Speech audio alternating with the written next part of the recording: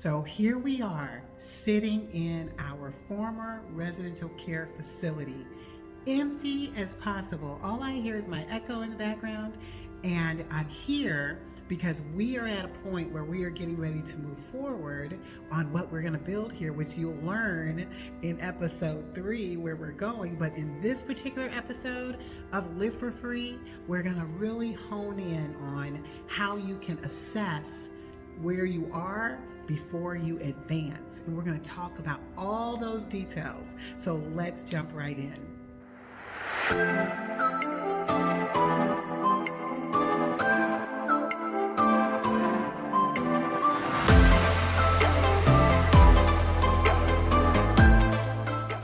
Now, when we got to this point, as you heard in the last episode, if you've not watched it yet, go ahead and check it out. But when we got here to where we had to shut our residential care facility down because we weren't making the revenue that we needed to make in it to have it make sense, so we had to pivot. Now, one thing you're going to learn about me, I am good at pivoting. I could call myself almost the queen of pivot because I have pivoted easily 3 times in business since I've been in business. And learning when to do it quickly, you need to be able to respond quickly. So I'm just going to say that when we made that decision to pivot, it took us less than 30 days to do that. That was our goal. So as we look at what we're building today and being able to assess what we do before we advance, we know we have a few months, give or take, to make some decisions. This is what we did. Because clearly having a property first and having to regroup because something no longer works can be a tiring process. So I would encourage you to just get with yourself and flushing through all possibilities. Get you a piece of paper and write down all the areas, brainstorm all the ways in which you can utilize that property. And you want to explore all of it. Because once again, I'm going to say this too, many times when there's so many different options available, you might need to figure out what is the one thing that you can do that you can focus on doing. But to focus on that one thing, it's hard to get to that one point when you have so many things going in other directions. So this is what I do. I, first of all, identify everything that's possible that we can do in the property. And that's what we did. We looked at recovery. We looked at assisted living. We looked at individuals catering to youth coming out of foster care. We looked at concentrating solely as an independent living facility. We looked at being able to cater to people who have to register as sex offenders because this is registry approved housing. Like, we had 6 different things that we could do, okay? So when I wrote down all those things, and I think there were more than 6, I think I had like 10 things we could have done. Yeah, there was at least 10, but there were 6 core ones that we were working with. So as we looked at all the possibilities, I then start making a list of everyone that I know in each one of those areas. How many do I know personally? How many have I met with before?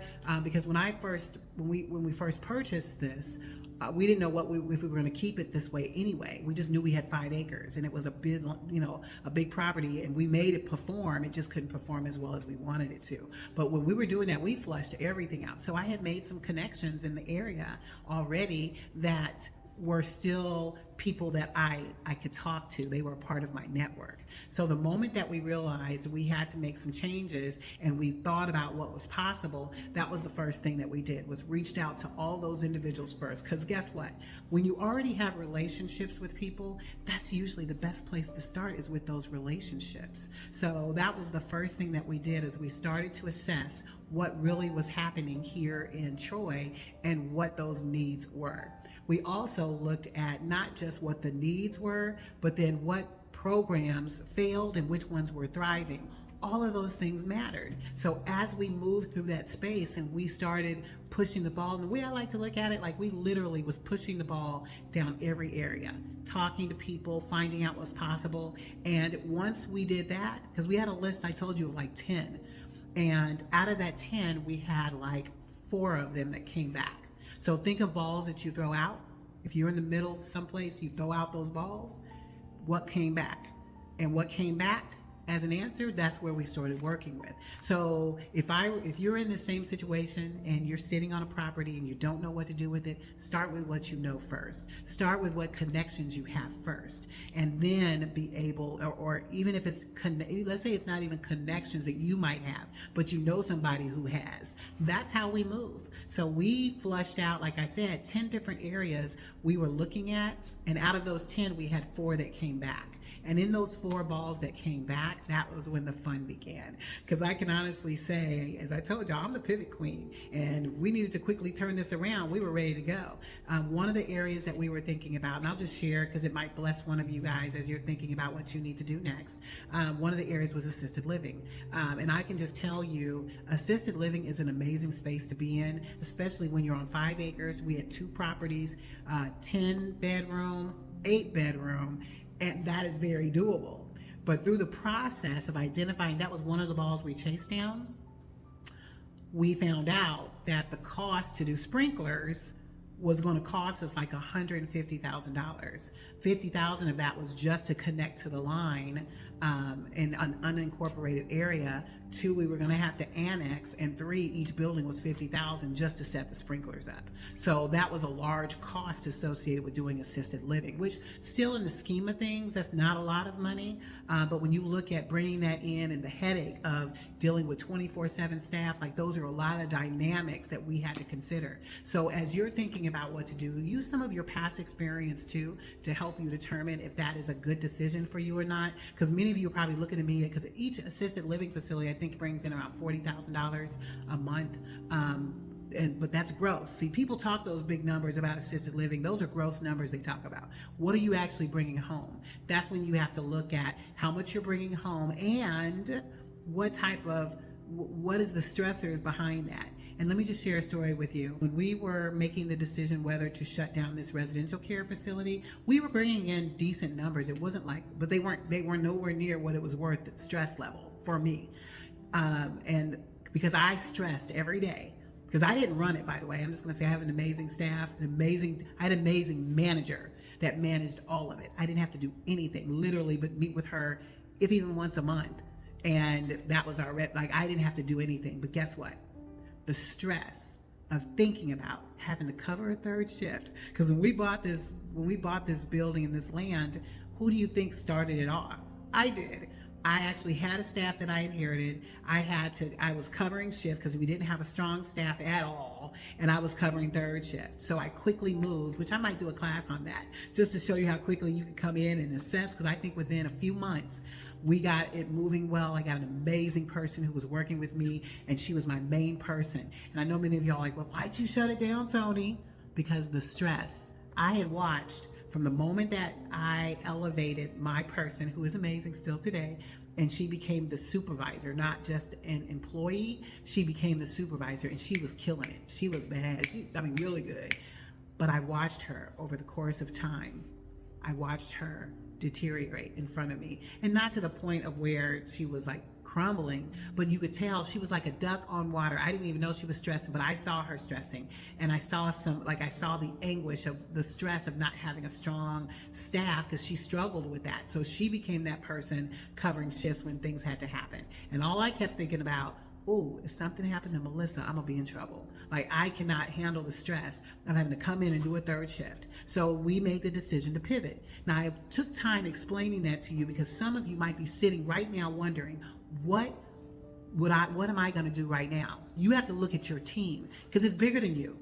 And if you see what you're creating is impacting your team to the point where they can't function, that's when you might need to consider doing something different. And I'm just that type of person. And as much as I love Melissa, I love her, I could not continue to see her deal with that type of stress, because that then stressed me out, because I felt it every day. Even though I only had to meet with her once in a blue moon, I watched her come to a place where it was stressful to her. So that's why we made the decision to pivot, and that was the best thing that we did, the best thing. So I say all that to say this: even though you are in that environment, because we were working with the possibility of now, because the RCF1, we still could do the assisted living, but why would I want to put that type of pressure on the most important person to holding it together?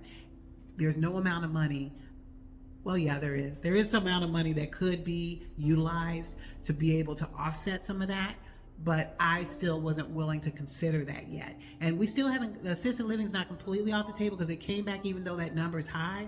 That was a part of the evaluating, us assessing things before we moved forward that we had to do. That was the assisted living piece. And of course, we had four, like I said, 3 others that we were considering. Recovery is a major area as well that we were looking into possibly doing here on this 5-acre campus. It's definitely got what it needs to do that, and we just have to make the decision on that. So you've got assisted living, you've got recovery. We also was considering working with another agency that was going to manage everything here. They would rent from us, we would let them manage it fully.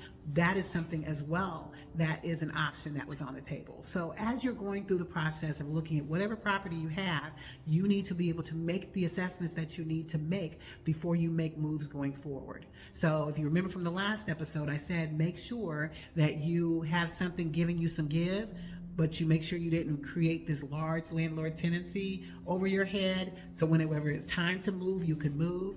But I want you to make sure you're doing a full assessment of the property before you make a move going forward. And those are some key things that you need to do, is to evaluate what options you have in front of you before you make any changes. And a part of that is cost as well. Because as we pushed each one of those down the road and they came back, the cost or what you had to give up for a partnership, those were things that you needed to consider. So as you are thinking about moving into a particular area, there's one piece that I want to make sure that I share, because no matter what happens, as those things come back, you must make sure that you are fully aligned with where it is that God wants you to go. Because that is the one thing out of everything that you do, you want to make sure that you don't cross that line and do something that God doesn't want you to do. Perfect example. I could give you multiple examples of when I moved on things that I wasn't supposed to do. And I will just say, you want to honor whatever it is that God is telling you to do. And he will confirm everything that he tells you that you need to do. He will confirm it. And sometimes you might have to say, God, will you give me 3 confirmations just to be sure? I'm at that point sometimes now, because I want to make sure, because of my past mistakes that I've made, and I've moved on things that I shouldn't have moved on. And you see that lesson, which you learn a lesson from all of it, but you want to make sure that as that information is coming into you, you're doing a full assessment of how to move forward next, that you are considering him in the full equation. Because without him, you will fail. Without him, you're going to go down a road that you shouldn't go down. You'll learn lessons from it, but my goal is that you don't do it without him. You do it with him. You do it with him alongside you. And sometimes he'll be carrying you, because you won't know. Because as those balls are coming in, even now with me right now, I'm still in prayer every day. There is not one decision that I make without him. And that's what I will leave us on in this particular episode. The next one is going to be the doozy. So if you have not subscribed yet to my channel, go ahead and subscribe now, so that whenever we get that episode released, you'll get it immediately, so that you can hear what we have in store for you in this 3-part series on what to do when you have a vacant property. And I'll see you at the next.